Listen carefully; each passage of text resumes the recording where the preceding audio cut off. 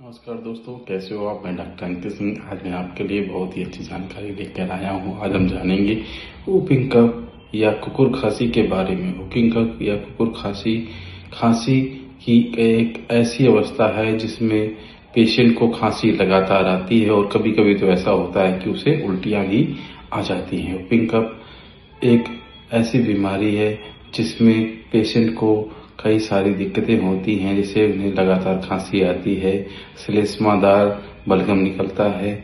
इसी कंडीशन में हम होम्योपैथी की बहुत ही अच्छी मेडिसिन ड्रोसेरा का उपयोग कर सकते हैं।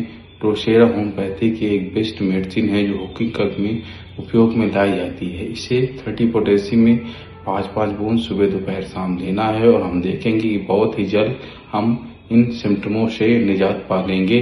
धन्यवाद। ऐसी जानकारी को प्राप्त करते रहने के लिए हमारे चैनल से जुड़े रहें और लाइक व सब्सक्राइब करें।